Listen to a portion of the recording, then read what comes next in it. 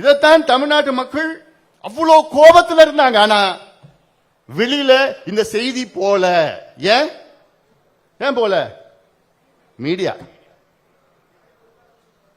Media இந்த மீடியான்னு சொல்றதுக்கே எனக்கு வருத்தமா இருக்கு ஆக்சுவலா. ஏன்னா தமிழ்நாடு மீடியா ஒரு காலத்துல, அதாவது தமிழ்நாடு காவல்துறை ஒரு காலத்துல ஸ்காட்லாந்து யாருக்கு நிகரான காவல்துறைன்னு சொல்லுவோம்ல. உலகத்துல ஸ்காட்லாந்து யாருன்னா மிகப்பெரிய காவல்துறை, இங்கிலாந்து யூகேல இருக்கிறது. அதே போல தமிழ்நாடு மீடியா ஒரு காலத்துல பிபிசி சிஎன்எனுக்கு நிகரான தமிழ்நாடு மீடியா ஒரு காலத்துல இருந்தது. ஆனா இன்னைக்கு அதுக்கு நேர்மாறாக மாறி இருக்கிறது. ஒரு மக்கள் அவ்வளோ கோபமா இருந்த மக்களுடைய மனநிலையை வெளியே கொண்டு வராத மீடியா ஒரு மீடியாவா? இல்ல. 80 விழுக்காடு மீடியா அந்த நிலையில் இருந்தாங்க. 20 விழுக்காடு அவங்க நேர்மையான முறையில் பணியாற்றினார்கள். எல்லாமே நான் குறை சொல்லல. நான் 80 விழுக்காடு மீடியா. திமுக ஆட்சி பயங்கரமா இருக்கு, சூப்பரா இருக்குது, அப்படி இருக்குது, இப்படி இருக்குது.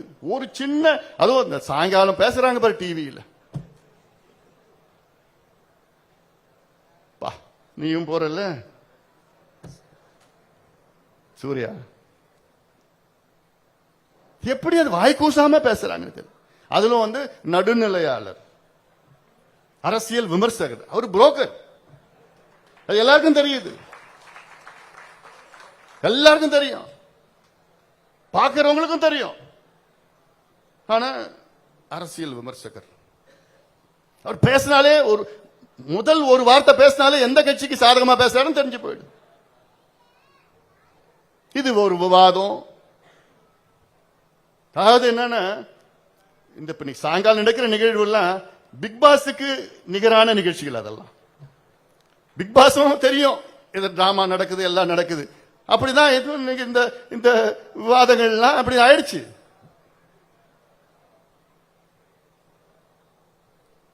ஒரு என்டர்டெயின்மெண்ட் ஆயிடுச்சு. அது மக்கள் பார்க்கிறவங்க அதே கூட்டம் தான் பார்க்குது. ஆனால் இப்போ சோசியல் மீடியா வச்சுதான் இன்னைக்கு இந்த மாற்றம் வந்திருக்கிறது. சோசியல் மீடியாவும் double edge sword. Double edge ஸ்வோர்ட்னா இந்த கத்திக்கு ரெண்டு பக்கம் கூறு. இந்த பக்கம் பிடிக்கலாம், இந்த பக்கம் பிடிக்கலாம், இந்த பிடியும் தாக்கலாம், மாத்தி நம்மளும் தாக்கு. அது நம்ம அது ஹேண்டில் பண்ற விதம் தான், ஜாக்கிரதையா ஹேண்டில் பண்ணணும். அதனாலதான் நான் சொல்றேன், இப்ப இருக்கின்ற இளைஞர்கள் ஏதோ அவங்க அப்படியே அங்க போயிட்டாங்க வந்துட்டாங்க எல்லாம் இல்ல. ஏன்னா இவங்க இளைஞர்கள், சின்ன சின்ன பிள்ளைங்க இளைஞர்கள், இவங்களுடைய மனநிலை, இவங்களுடைய சைக்காலஜி வேற. அப்படியே மாறுவாங்க, நமக்கு சாதகமா இருப்பாங்க, நமக்கு ஆதரவு அளிப்ப. அதற்கேற்ப நாம் நடந்து கொள்ள வேண்டும். அதற்கு திட்டங்கள் எல்லாம் நாம் வைத்திருக்கின்றோம். அதனால நம்ம மீடியா விட்டுடுங்க, அது அவங்க மீடியா அப்படிதான் இருக்க போறாங்க. இப்பதான் கொஞ்சம் செய்தி கொஞ்சம் அப்படி இப்படி கொஞ்சம் வந்துட்டு இருக்குது, அவ்வளவுதான். ஆனா நம்ம செய்தி வந்தா போதும். மீடியாவுக்கு தலைப்பு செய்தி, எனக்கும் ஐயாவுக்கும் பிரச்சனை, முதல் பக்கத்துல தலைப்பு செய்தி. அது முதல் பக்கம் போட்டு நம்ம செய்தி எங்கேயாவது முதல் பக்கம் போட்டிருக்காங்களா? இந்த போன்ற செய்தி மட்டும்தான் முதல் பக்கத்துல தலைப்பு செய்தி, பெரிய கொட்டெழுத்துல வார வாரம் செய்தி போடுவாங்க. ஆனா நம்ம சாராயம் வைக்கிறா, கள்ளச்சாராய சாவு வந்திருக்கடா, ஊழல் செஞ்சிட்டு இருக்கிறாங்க, கனிம வள கொள்ள அடிச்சிட்டு இருக்கிறாங்க, சின்ன சின்ன குழந்தைகளை கொலை பண்றாங்க, 2.5 வயசு குழந்தைகளை கற்பழிச்சு கொலை பண்றாங்கன்னு அதெல்லாம் சொன்னா பிட்டு செய்தி. பிட்டு செய்தி சின்னதா. எப்போ எந்த பக்கம்? 16வது பக்கத்துல சின்னதா ஒரு பிட்டு செய்தி. அதுவும் இந்த தேர்தலுக்கு முன்பு நடத்தினாங்க பாரு, இந்த கருத்து கணிப்பு.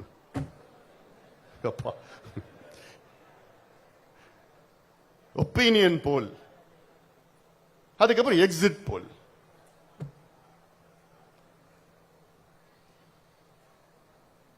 அதுக்கு திமுக 180 வந்துரும், 200 204. அதுனா 204 நீங்களாம் நம்பிடணுமா?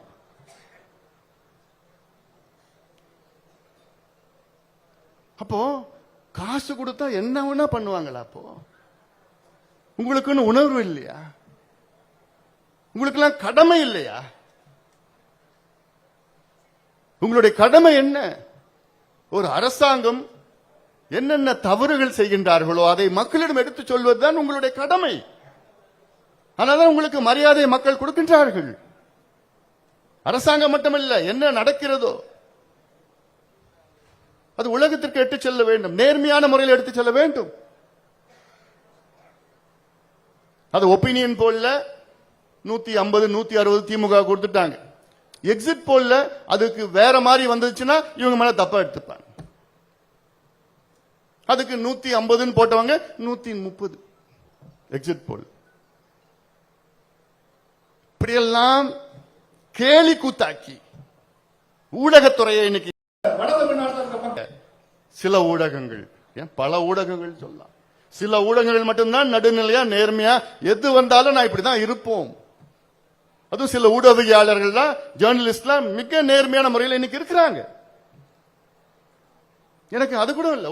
ஒரு மூத்த ஒரு பத்திரிகையாளர் எனக்கு ரொம்ப ரொம்ப வேண்டியவர், அவர் டிவியில பேட்டி கொடுக்கிறார். அவர் சொல்றாரு, ஏன் ஆன்டி இன்கம்பன்சின்னு எதுவுமே இல்ல, திமுக மேல ஆன்டி இன்கம்பன்சியே இல்லையா?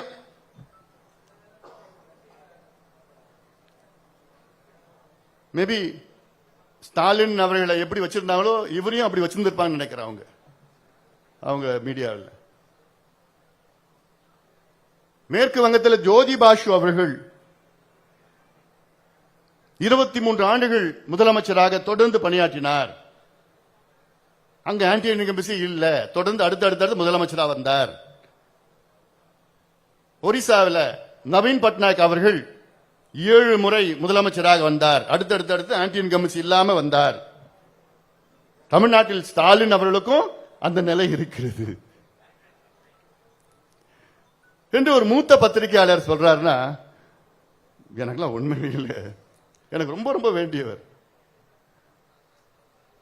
ஜோதி பாசு அவர்களையும் நவீன் பட்நாயக் அவர்களையும் ஸ்டாலின் அவரிடம் ஒப்பிட்டு சொல்லுவது இது என்னால மட்டும் இல்ல, உலகத்திற்கே ஏற்றுக்கொள்ள முடியாதவர். ஜோதி பாசு அவர்கள் மீது ஒரு சின்ன கரை, ஊழல் கரை, ஒரு சின்ன ஒரு கரை கூட இல்லை. நவீன் பட்நாயக் மீது ஒரு சின்ன கரை கூட கிடையாது. கடைசியில் அவர் பாண்டியன் தமிழ்நாட்டில இருந்து இங்க போனார், அதனாலதான் அவர் தோத்தார், அது வேற. மீது ஊழல் கரை ஒண்ணு கூட கிடையாது. ஆனால் ஸ்டாலின் அவர்கள் மீது ஒரு சின்ன நல்ல எண்ணம் கூட கிடையாது. மக்கள் எல்லா துறையிலையும் ஊழல், எல்லா அதாவது படுதோல்வி அடைந்த நிர்வாகத்தில் இப்படியெல்லாம் ஊடகம் சேர்ந்து ஒருவரை தூக்கி அவருடைய சுயநலத்திற்காக மக்களுடைய கருத்தை இருட்டடிப்பு செய்து, மக்களுடைய எண்ணங்களை இருட்டடிப்பு செய்து இவர்கள் வெற்றி பெற வேண்டும் என்ற நோக்கத்திலே செயல்பட்ட ஊடகம் தமிழ்நாட்டின் ஊடகம். நிச்சயமாக நீங்கள் மாற்றிக்கொள்ளுங்கள், மாற்றிக்கொள்வீர்கள் என்று உண்மையால் உணர்வுபூர்வமாக நான் நம்புகின்றேன். ஏன்னா தொடர்ந்து நாங்க சொல்லிட்டு வருது, நீங்கள் தான் எங்களுடைய நிரந்தர கூட்டாளி, கூட்டணி ஊடகம். நீங்க எங்களை அங்கீகாரம் பண்ண மாட்டீங்க, அது வேற. நாங்க உங்களை அங்கீகாரம் பண்றோம். ஏன்னா இது தமிழ்நாடு என்பது எவ்வளவுப்பட்ட நாடு. இந்த நாடு 5 இணைகள் உள்ள மாநிலம், எவ்வளவு இயற்கை வளம், மனித வளங்கள் உள்ள மாநிலம். இந்த மாநிலத்தை கடந்த 5 ஆண்டு காலம் ஆட்சி மிக மோசமான ஆட்சி. இதை மாற்ற வேண்டும் என்ற எண்ணம். முதலமைச்சர் விஜய் அவர்கள் கடந்த வாரம் என் வீட்டுக்கு வருகை தந்து ஒரு மரியாதை நிமித்தமாக என்னை சந்தித்தார். இது உண்மையிலே நான் வரவேற்கின்றேன். இது போன்ற இதுக்கு முன்பு நடந்தது கிடையாது. முன்னாள் முதலமைச்சர் ஸ்டாலின் அவர்களை சந்தித்தார், அண்ணன் வைகோ அவர்களை சந்தித்தார், பிறகு என்னை சந்தித்தார், பிறகு சீமானவர், மற்ற தலைவர்கள் எல்லாம் சந்தித்தார். அவரை அன்போடு நான் வரவேற்றேன்.